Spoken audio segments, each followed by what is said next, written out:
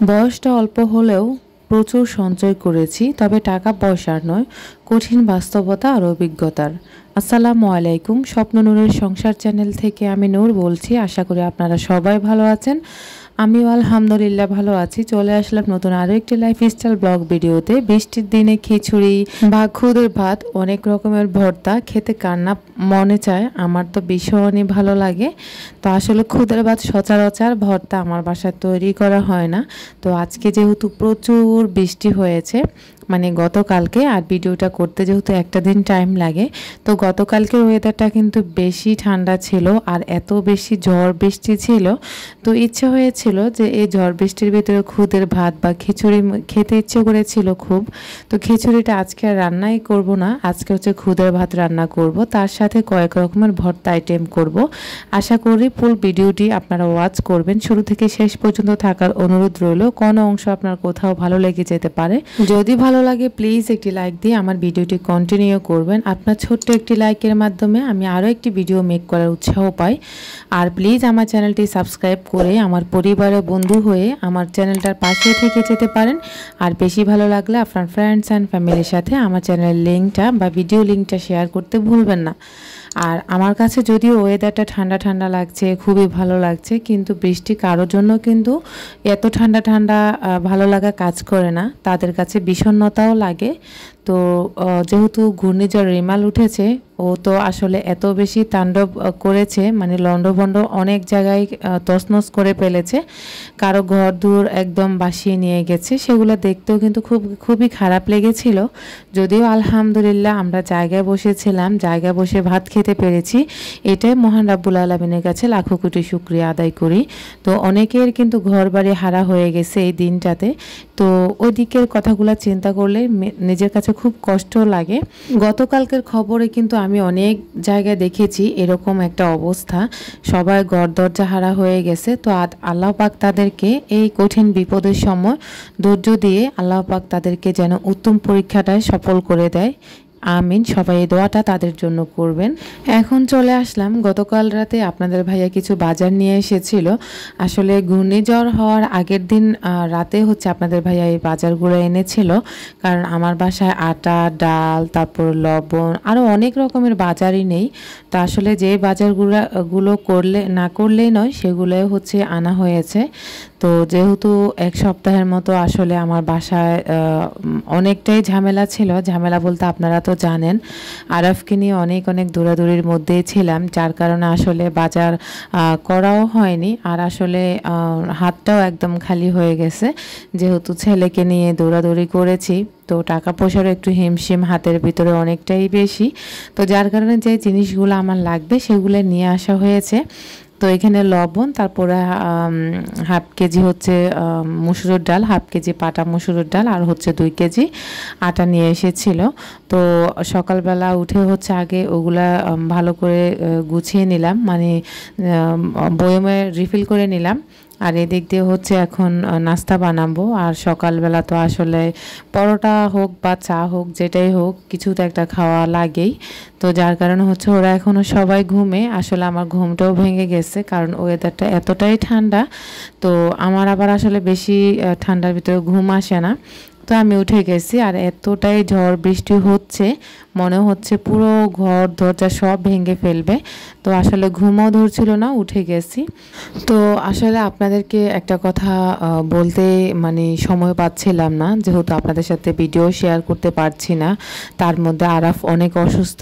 তো আসলে আমি প্রিয় বাসাটা ছেড়ে চলে যাচ্ছি খুব শীঘ্রই। তো আপনাদের, আমার প্রিয় ভাই বোনেরা, আমার এই কথাটার অপেক্ষায় অনেক দিন ধরে ছিলেন। তো আসলে সময় এবং সুযোগ কোনোটাই হয়নি, যার কারণে আপনাদের সাথে শেয়ার করাও হয়নি যে আমি এই ছোট্ট প্রিয় বাসাটাকে ছেড়ে চলে যাব।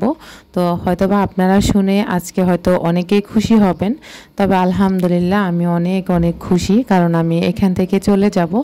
আর খুশির সাথে সাথে কিন্তু আমি অনেকটাই নার্ভাস, কারণ এই বাসাটা আমাকে অনেক বেশি স্মৃতি জড়িয়ে রেখেছে, যেখানে আসলে সারাটা জীবন চাইলেও আমি ভুলতে পারবো না। কারণ এই ছোট্ট সুন্দর বাসাটাতে থেকেই হচ্ছে আমি ইউটিউবিংয়ের পথ চলা শুরু করেছি, আর ইউটিউবিংয়ে এই বাসা থেকেই এসেছি। তো আসলে এই বাসাটা আপনারা এত বেশি পছন্দ করেছেন বিদায় হচ্ছে আমার ভিডিওগুলো আপনাদের কাছে ভালো লেগেছে। আর আলহামদুলিল্লাহ বাসাটা সত্যিই সুন্দর। তবে আসলে আমাকে ছেড়ে যেতে হচ্ছে এখান থেকে। তবে কেনই বা এই বাসা থেকে আমি ছেড়ে চলে যাচ্ছি, কখনো যদি সময় হয় ইনশাআল্লাহ আপনাদের সাথে শেয়ার করব কেনই বা আমি এত সুন্দর বাসাটা রেখে চলে যাচ্ছি আর কি। তো যাই হোক, আপনারা সবাই দোয়া করবেন আমি খুব শীঘ্রই বাসাটা চেঞ্জ করে ফেলবো। মানে খুব শীঘ্রই বলতে 1 তারিখ বা 2 তারিখে ইনশাআল্লাহ বাসা চেঞ্জ করব আর কি। তো সবাই সেই ভিডিওর অপেক্ষায় থাকবেন, ইনশাআল্লাহ আপনাদের সাথে শেয়ার করব সব কিছুই। যদি আল্লাহ পাক আমার পরিবারকে আমাকে সুস্থ রাখে তাহলে ইনশাআল্লাহ আপনারা সব কিছু একে একে দেখতে পাবেন। এই দিক দিয়ে আপনাদের সাথে কথা বলতে বলতে কিন্তু আমি অলরেডি খুদের ভাত বসিয়ে দিয়েছি।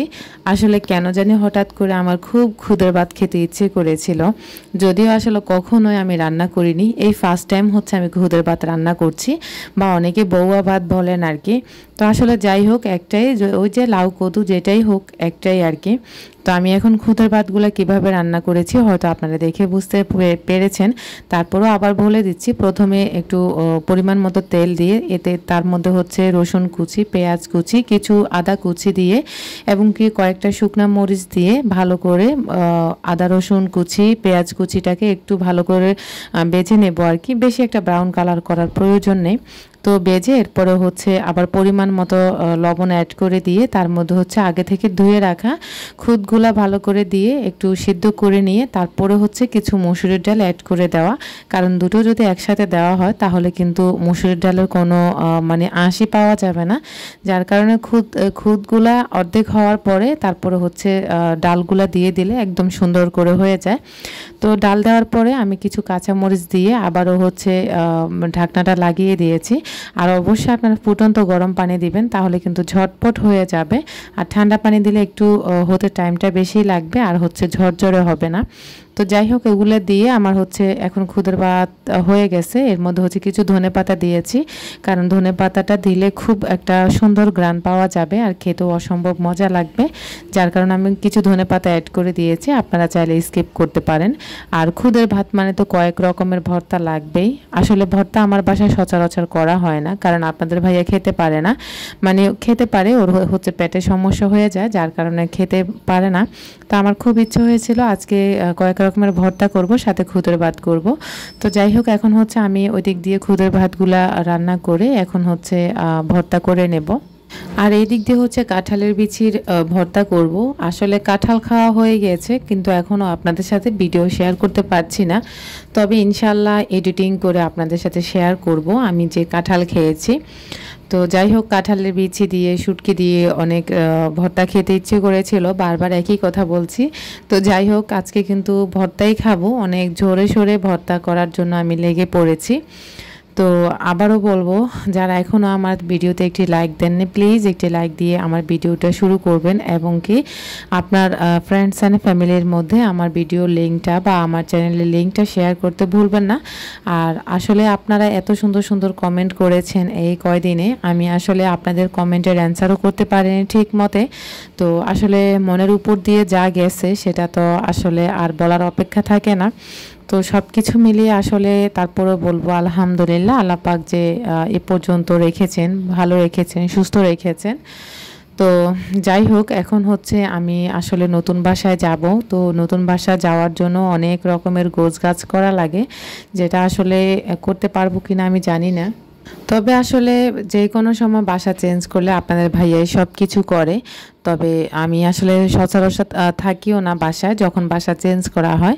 তবে ইনশাল্লাহ এবার কিন্তু আমি থাকবো, এবার আর আমি কোথাও যাব না।